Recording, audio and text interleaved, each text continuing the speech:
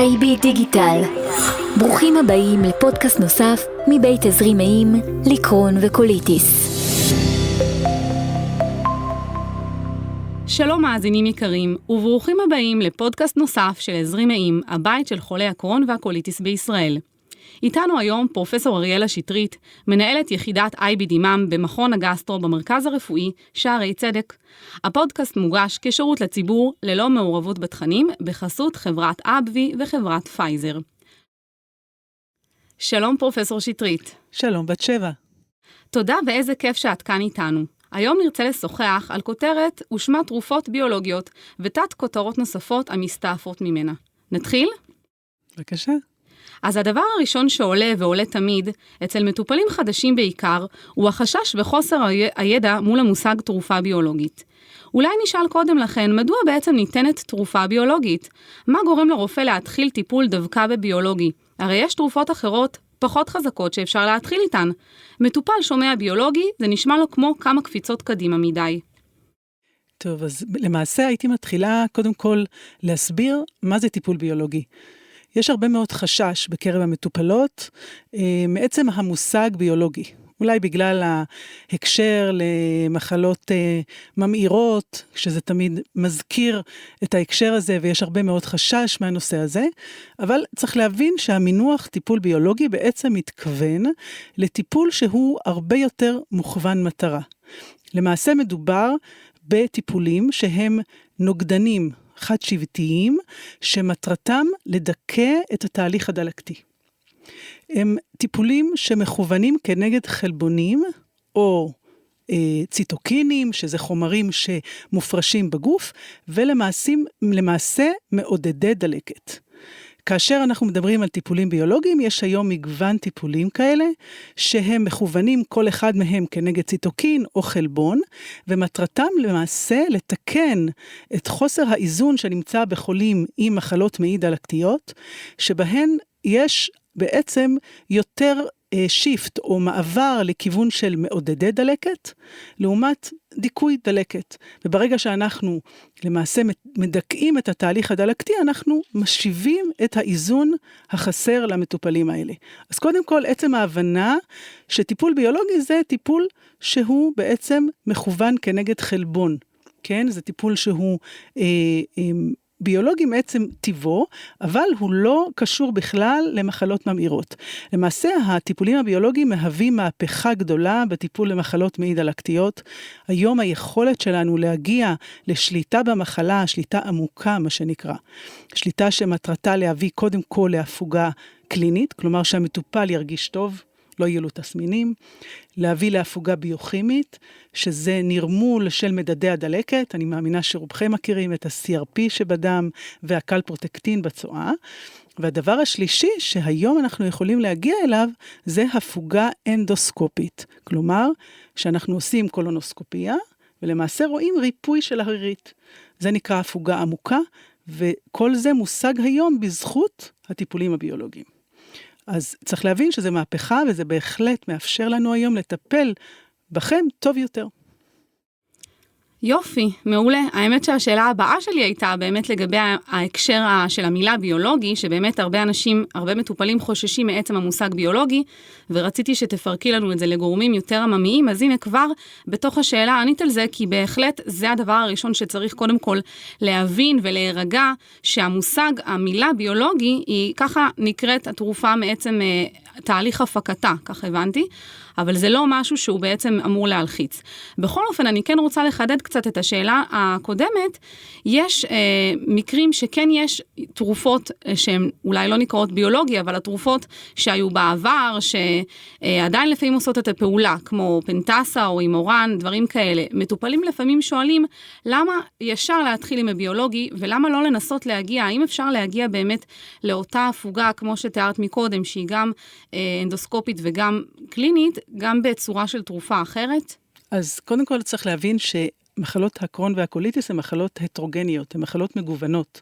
הן לא דומות בין אחד לשני, כל אחד, אנחנו אומרים, כל אחד והמחלה שלו. אז זה מאוד תלוי איפה נמצאת המחלה. בקוליטיס המחלה באמת היא רק במעי הגס, אז זה יותר פשוט, והרבה פעמים באמת ניתן להסתפק בתרופות פשוטות יותר, כמו רפסל, כמו פנטסה, כמו אסקול, שהן תרופות קלות, הן לא תרופות ביולוגיות, ולרוב הפרופיל בטיחות שלהן גם מאוד גבוה, והן ניתנות באופן פומי, כלומר ככדורים, או באופן טופיקלי, שבעצם מחדירים אותה מקומית דרך פי הטבעת. אז זה אגף אחד. כשאנחנו מדברים על קרון, קרון זה למעשה מחלה שיכולה לערב כל אזור לאורך כל מערכת העיכול. אז אם הקרון מערב את המעי הגס, אז באמת גם פה ניתן להשתמש בתרופות דומות, כמו בקוליטיס. אבל אם המחלה מערבת את המעי הדק, למעשה כל התרופות הללו לא הוכחו כיעילות במצבים כאלה, ולכן במצבים הללו לרוב אנחנו כן נזקקים לטיפולים ביולוגיים. שוב, אני מסייגת את דבריי שלעיתים במחלת קרון קלה, ניתן להסתפק גם בטיפול תזונתי, למשל. לא בהכרח חייבים להתחיל בטיפול ביולוגי.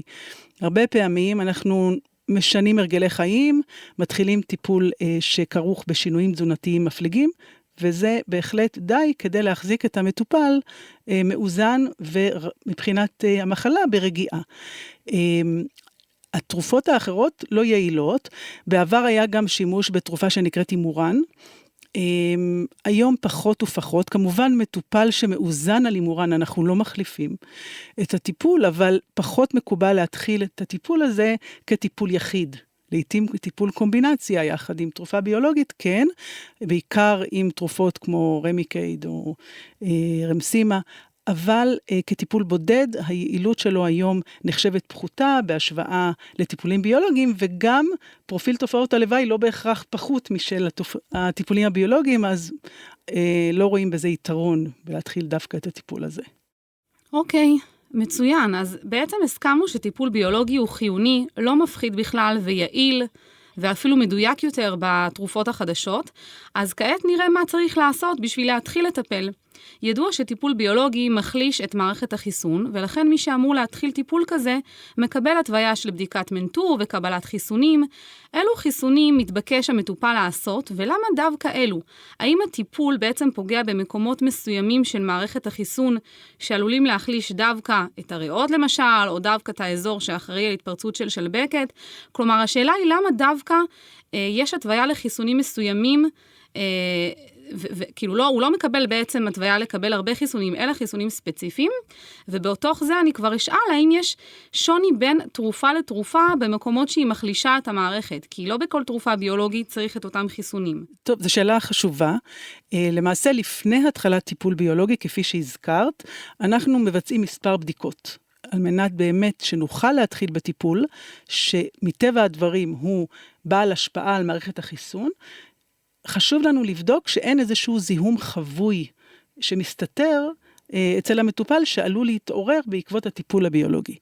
ולשם כך אנחנו עושים מספר בדיקות.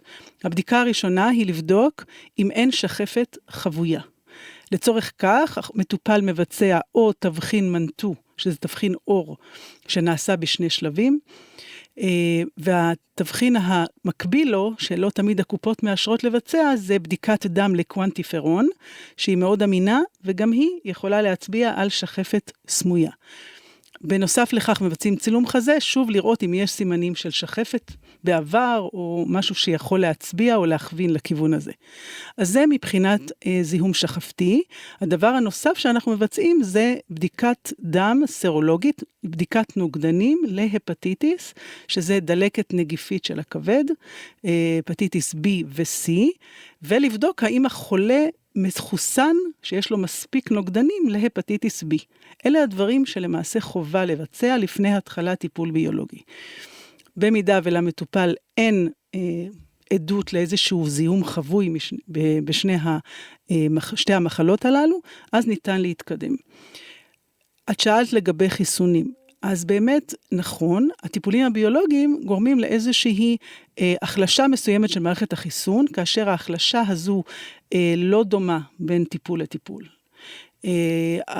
בואי נגיד שנוגדי TNF, שאלה כמו טיפולים כמו רמסימה, יומרה, יש להן דיכוי יחסי יותר עמוק, מאשר טיפולים למשל כמו אינטיביו. אינטיביו למשל הוא טיפול קל יותר, הוא יותר ספציפי ופועל בעיקר על מערכת העיכול, פחות על איברים אחרים בגוף, ולכן הדיכוי החיסוני שלו יותר מתון. אז אנחנו כמובן מתייחסים לזה, ואם למשל יש מטופל שיש לו יותר גורמי סיכון, לעתים הבחירה שלנו תהיה דווקא בטיפול ביולוגי, שהאפקט שלו במערכת החיסון יותר מתונה.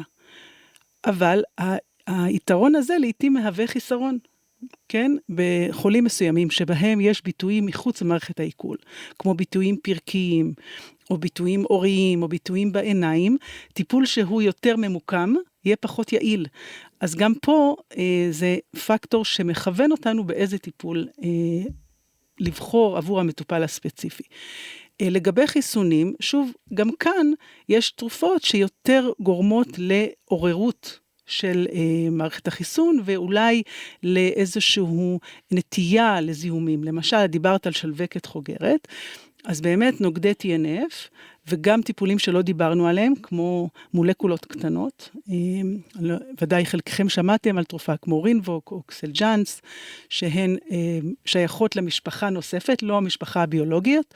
כפי שציינתי, מולקולות קטנות שניתנות דרך הפה, הן גם כרוכות בשיעורים גבוהים יותר של שלווקת חוגרת. ולכן ההמלצה, בעיקר בטיפולים האלה, לבצע את חיסון השינגריקס, שהיום ניתן להשיג אותו בארץ, זה חיסון מומת, ולכן ניתן לקחת אותו גם תוך כדי נטילת הטיפול הביולוגי, והוא חשוב ביותר. אני למעשה ממליצה לכל מטופל תחת טיפול ביולוגי כלשהו לקחת את החיסון הזה. זה לא חיסון שנמצא בסל לצערי בקבוצת הגיל הצעירה, היא כן בסל עבור קבוצת הגיל המבוגרת יותר, מעל גיל כמדומני 65, אבל בעלות מסובסדת דרך הביטוחים המשלימים, כן ניתן להשיג אותו והוא בהחלט מומלץ. חיסונים נוספים שאנחנו ממליצים זה חיסון לדלקת ריאות, יש היום חיסון שנקרא פרוונר 20, שהוא למעשה ניתן פעם בחיים, ומהווה הגנה מצוינת כנגד דלקת ריאות, מומלץ לכל המטופלים, וחיסון לשפעת אחת לשנה, שגם הוא בהחלט מומלץ, בעיקר לנוכח ההתפרצות השנה של שפעות מאוד אגרסיביות. אז אם הבנתי נכון, יש איזשהו שיעור שרואים שיש יותר דלקות ריאות, או דווקא שלווקת חוגרת במטופלים שנוטלים טיפול ביולוגי? כלומר, למה דווקא החיסונים האלה? כן, שלווקת חוגרת היא באמת יותר מתעוררת תחת טיפולים מסוימים, בהחלט. שוב, מה זה שלווקת חוגרת? למעשה אותו וירוס שגרם לאבעבועות רוח נמצא שקט באזורים של תאי עצב, ועלול להתעורר במצבים של דיכוי חיסוני. וישנן תרופות שגורמות לכך בשיעורים גבוהים יותר, כמו נוגדי TNF, וכמו מעכבי ג'אק, שזה הרינבוק והקסלג'אנס. ולכן אצלם באמת ההנחיה היא חד משמעית לבצע את החיסונים הללו. ובכל זאת אמרת שאת כן נותנת איזושהי התוויה לכולם. נכון, כי א', אני לא יודעת האם התרופה הביולוגית הספציפית תחזיק מעמד לאורך זמן, וכדאי שהחולה יהיה מחוסן, וגם פה ושם רואים גם בתרופות אחרות, אירועים של שלווקת חוגרת, אז אני ממליצה. לגבי זיהומים של מערכת הנשימה, נכון, הם אולי באים יותר לידי ביטוי במטופלים תחת טיפול ביולוגי. יש כאלה שנוטים להצטננויות תכופות, אולי אצל אדם מסוים שמערכת החיסון שלו לגמרי תקינה, השפעת תעבור כעבור יומיים 3, ואצל מטופל עם דיכוי חיסוני מסוים זה יהיה יותר מורכב. אז כדי להגן עליו, אנחנו כן ממליצים להשלים את החיסונים הללו. הרבה פעמים באמת שואלים אותנו, ואני רוצה לשאול אם יש באמת אפשרות להגיד שתרופה ביולוגית מסוימת מחלישה אזורים מסוימים במערכת החיסון. כלומר, האם בן אדם שלוקח תרופה X, למשל סטלרה, יסבול יותר מדברים שקשורים לפטריות, והאם בן אדם שלוקח רמיקייד יסבול יותר מצינון, או בן אדם שלוקח סקייריזי יסבול יותר מדברים שקשורים לאור. האם אפשר להגיד על תרופה מסוימת שהיא אחראית להחלשה באזורים מסוימים, כי אז כך מטופל יודע, אני מתחיל בתרופה הזו, אני יותר ישים לב, אני יותר עלול גם להרגיש או לסבול את הדברים האחרים שקשורים למערכת הזו. טוב, אז למעשה זה נכון במידה מסוימת. ניתן דוגמה. למשל אינטיביו, כפי שציינתי, היא פועלת ספציפית על מערכת העיכול עצמה, דרך עיכוב למעשה של נדידה של תאי דלקת לדופן המעי, ובכך מפחיתים את התהליך הדלקתי. אותו עיכוב של הנדידה הזו, קורה באופן מעניין גם במערכת הנשימה העליונה. זאת אומרת, אנחנו קוראים לזה לנזופרינקס, כל האזור של הלוע והגרון, יש שם את אותו, לא יודעת איך להגיד את זה בשפה פשוטה, אבל אותו נוגדן או אותו עיכוב שנמצא גם במערכת הזו. ולכן אנשים על טיפולים באינטיביו, לעתים מתלוננים על הצטננויות חוזרות או דלקות גרון חוזרות, אז זה דבר שכן ניתן לראות. דיברת על תופעות אוריות, אז כן, יש באמת תרופות שעושות יותר תופעות אוריות. נוגדי TNF למשל, רמסימה, יומרה, נוטים ליצור כל מיני תופעות אוריות, כמו פסוריאזיס, למרות שאנחנו קוראים לזה תופעה פרדוקסלית, כן? כי הן למעשה גם תרופות לפסוריאזיס, בדיוק. אבל יכולות גם ליצור פסוריאזיס. יותר שכיחות תחת הטיפול הזה, יכולים להיות גם תופעות אוריות אחרות, לאו דווקא פסוריאזיס, ראינו את זה גם, כמו שהזכרת, גם בסקאי ריזי לפעמים, תופעות אוריות יכולות להיות בלא מעט תרופות ביולוגיות, זה דברים שאנחנו רואים, אבל זה בעיקר. עכשיו, נושא של פטריות למשל. פטריות אני לא חושבת שדווקא תרופה ספציפית, לדעתי עצם השימוש בטיפול ביולוגי, יש כאלה שיש להם נטייה לפתח פטריות. זאת אומרת שזה גם יכול להיות אינדיבידואלי, שבן אדם לוקח תרופה ביולוגית, איך הגוף שלו מגיב מבחינת מערכת חיסון. כי לדוגמה, אני שמעתי על הרבה אנשים דווקא עם יומירה שסובלים מדלקות גרון. וראינו שזה לא לפי מה שאמרת עכשיו. כלומר... לא, זה בהחלט יכול להיות, נכון, את צודקת, כי... לא, דיברת על האינטיביו, אז זאת אומרת שזה יכול להיות גם התופעות האלה לכל אחד כפי הגוף שלו בצורה אינדיבידואלית. נכון, למעשה, את אומרת יומרה זה נוגדי TNF, אז כפי שציינתי, נוגדי TNF, האפקט על מערכת החיסון הוא קצת יותר עמוק, ולכן יכול להיות שהם נוטים לחלות יותר הצטננויות, יותר דלקות גרון וכדומה, אז זה דבר שהוא בהחלט מצוי ושכיח. אוקיי. אז יש גם דילמות שעולות עם סימני שאלה לא פתורים לאלו שכבר מקבלים את הטיפול.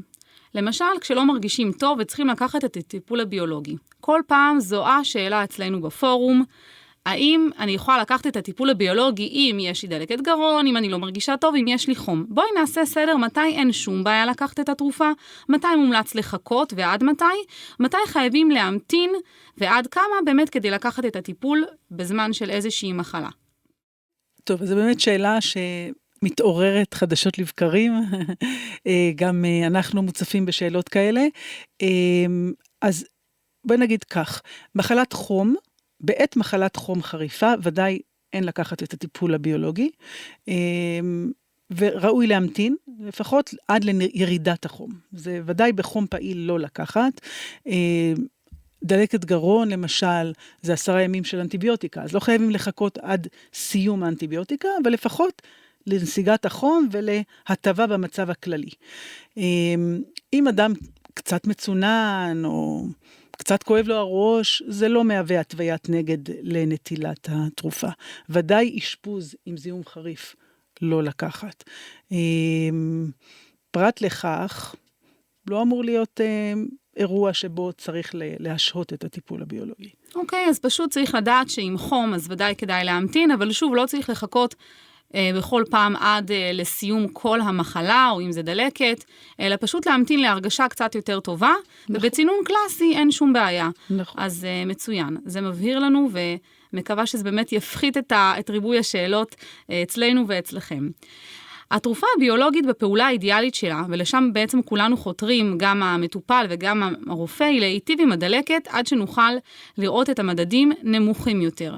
לעתים יש בלבול בין המדדים. מה ההבדל בין CRP ל-ESR, שכיום הרבה פחות בודקים אותו כמו בעבר, נשמח לשמוע גם למה, ואיכה נכנס פה הקלפרוטקטין. מה ההבדל בין שלושתם? טוב, הייתי מחלקת את זה לבין פרמטרים של הדם, שזה ה-ESR וה-CRP, לבין קלפרוטקטין בצואה. CRP ו-ESR הם די מקבילים, אנחנו נכון משתמשים יותר ב-CRP, אנחנו חושבים שהוא קצת יותר מדויק, אבל שניהם משקפים מצב דלקתי בגוף.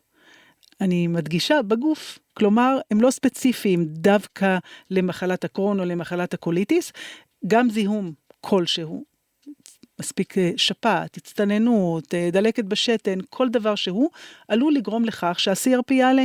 נכון, חשוב להדגיש אז באמת שבגלל זה לא כדאי לעשות בדיקות דם לצורך מעקב על הדלקת, בזמן שלא כל כך מרגישים בהחלט. טוב, או לחילופין, לפעמים כשמישהי רואה, כשמטופל רואה שה-CRP שלו פתאום קופץ, ובניגוד להרגשה הכללית, זה לא אמור להיות, לפעמים זה איזושהי התחלה של וירוס או משהו, ובפירוש זה יכול להשפיע. נכון מאוד.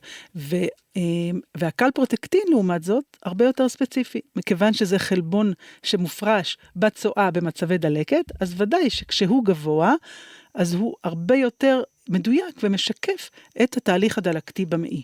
ולכן כשיש לנו פער בין CRP לקלפרוטקטין, אנחנו נוטים יותר להאמין לקלפרוטקטין. אם אני רואה משהו שלא כל כך מסתדר לי, לעתים אני מבקשת מהמטופל, בוא נחזור על CRP עוד שבועיים, 3, נתרחק מהאירוע הזיהומי שחווית או שאפילו לא חשת בו, והרבה פעמים באמת ה-CRP יורד כצפוי. עכשיו, גם פה אני אסייג שקלפרוטקטין הוא לא 100%. נכון, זה בדיוק מה שרציתי לשאול אותך. יש הרבה סימני שאלה סביב בדיקת הקלפרוטקטין. מצד אחד, כמו שאמרת, זה בדיקה הכי מדויקת למצב של מחלת מעי. מצד שני, הבדיקה לעתים יוצאת לא אמינה מבחינה מספרית ביחס להרגשת החולה או לבדיקות הדם שלו, אז באמת נכון. מה אפשר להרחיב בנושא? נכון, אז ההמלצה שלי היא לא להסתמך לעולם על בדיקה בודדת. אחת ההמלצות שאנחנו נוטים לומר למטופל, בוא נעשה כל 3 חודשים, ואנחנו רוצים לראות מגמה. אם אני רואה מגמה שהקלפרוטקטין הולך ועולה, אז אני נוטה להאמין לדבר הזה, ואומרת, אוקיי, קורה פה משהו, המטופל מחמיר, ולרוב עם הזמן, גם המטופל ידווח על איזושהי החמרה תסמינית. כי לא תמיד הקלפרוטקטין שעולה מלווה בהחמרה תסמינית, לעתים זה מקדים את התחושה של המטופל. לעומת זאת, אם זה בדיקה בודדת, שברצף של בדיקות אני רואה שהקלפרוטקטין תקין, ופתאום יש קפיצה לא מוסברת, ולאחריה הקלפרוטקטין הבא הוא תקין, אז ברור שהייתה פה איזושהי חריגה שאנחנו לא נוטים להאמין לה. במצבים שבהם יש בכל זאת חריגה, והמטופל מרגיש מעולה, ובדיקות הדם שלו תקינות, והוא לא משלשל ולא כאוב, לפעמים אני באמת צריכה לבחור באיזושהי בדיקה מתקדמת יותר, כמו אנדוסקופיה, או הדמיה של MRI. יבוא השלישי ויחיה ביניהם, מה שנקרא. כי לעתים באמת יש משהו שלא מובן. סימני שאלה. אז בהחלט כדאי להתקדם לבדיקה אנדוסקופית. שמעתי לא מהרבה, אבל רציתי לשאול אם כן זה משהו שאתם רואים. יש סיטואציות מסוימות שמטופל רואה קלפרוטקטין מאוד מאוד מבלבל, בטווח, כמו שאת אומרת, בודק אחרי שבועיים, אחרי 3, ורואה ממש משהו נע ונד. נכון. זה משהו שאתם כן רואים? על מה זה יכול להצביע? מאוד נמוך, אחרי זה מאוד גבוה, אז עוד פעם עושה ואז עוד פעם נמוך, וזה...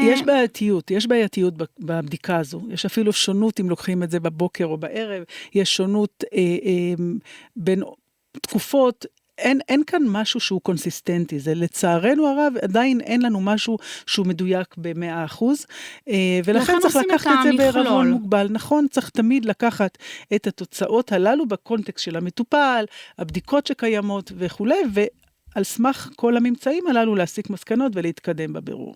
בתקווה להתקדמות לבריאות מיטבית יותר. טוב, נהדר, אני חושבת שכעת הנושא של טיפול ביולוגי והמסתף בהיר, ברור ויושב הרבה יותר טוב בהבנה פשוטה של שפת מטופלים. זה חשוב, כי הרוגע וידיעה מול הטיפול שהולכים לקבל מאפשר לגשת לכל הדבר הזה בצורה מושכלת, שקולה ובטוחה, בלי לדחות מחשש או בלי להתעכב בגלל סימני שאלה. פשוט להתחיל בזמן ולשמור על רצף טיפולי נכון ומיטבי. אנחנו רואים הרבה פעמים, ובטח אולי גם אתם נפגשים בזה באמת בסיטואציות שמטופל דוחה את הטיפול, דוחה את התחלת החיסוני וכל המסתעף, לא רוצה להתחיל ביולוגי בגלל איזה שהם חששות. נכון, אז זה חשוב לי כאן להדגיש בת שבע, שהתחלת הטיפול בזמן היא חיונית. יש לנו עבודות רבות שמצביעות על כך שהתחלת טיפול תוך 2 מהבחנת המחלה היא זו שמביאה לתוצאות הטובות ביותר מבחינת אחוזי ההפוגה והמניעת סיבוכים לטווח הרחוק. אז צריך להיות יחסי אמון בין המטפל למטופל, ולהבין שאם המטפל מציע טיפול ביולוגי, ואני כאן באמת מדגישה, לא תמיד אנחנו מציעים טיפול ביולוגי. לעתים די בשינוי הרגלי חיים, בטיפולים תזונתיים, אולי במעקב, אבל כאשר יש צורך בהתחלת טיפול ביולוגי, חשוב להתחיל אותו ולהתחיל אותו בזמן, ואז ממילא ניתן להגיע לתוצאות מצוינות, גם לטווח הרחוק, והמטופל יכול להיות יציב לאורך שנים רבות וטובות. וואו, זו הדגשה כל כך חשובה, כי באמת אני רואה גם בפניות לקו החם בארגון, וגם בשיח כללי, שבאמת לפעמים בן אדם, כמו שאמרנו, אני מקווה שעכשיו המטופלים והחברים שומעים את זה ומבינים, יש סביב כל הנושא של ביולוגי חששות כמו שדיברנו, ואז זה גורם לבן אדם לא להתחיל את הטיפול, הוא חושב שהטיפול הזה הוא אגרסיבי והוא בעייתי, ואנחנו תמיד מדגישים להיות לא מטופל לו, ועכשיו אני גם מבינה שלדחות את הטיפול, זה הרבה יותר בעייתי, הרבה יותר מורכב, זה גם לא משהו שאתם מרגישים אותו מיד, אז שימו לב, אתם חושבים אולי לא נתחיל את הטיפול עכשיו, אולי נדחה קצת ואז נרגיש יותר טוב, אבל לא, עצם זה שדוחים את הטיפול, לפעמים הנזק הוא לטווח, כמו שאמרת, הרחוק, הארוך, שזה לא דבר שמרגישים אותו מיידי. ולכן, כמו שאמרנו, ואנחנו גם מכוונים אתכם, אם אתם מטופלים במקום מקצועי, אם אתם סומכים על הרופא המטפל, אז בפירוש, אם זו ההתוויה, תלכו איתה ותעשו את זה בזמן. אז תודה לפרופסור שטרית על הזמן והידע שהענקת לחברים בארגון. מחכים לפגוש אתכם בעוד פודקאסטים מקצועיים בהמשך מבית עזרי מעיים, הבית של חולי הקרון והקוליטיס. תודה רבה, להתראות. האזנתם לפודקאסט מקצועי נוסף מבית היוצר של עזרי מעיים, הבית של חולי הקרון והקוליטיס בישראל. להשתמע בבריאות.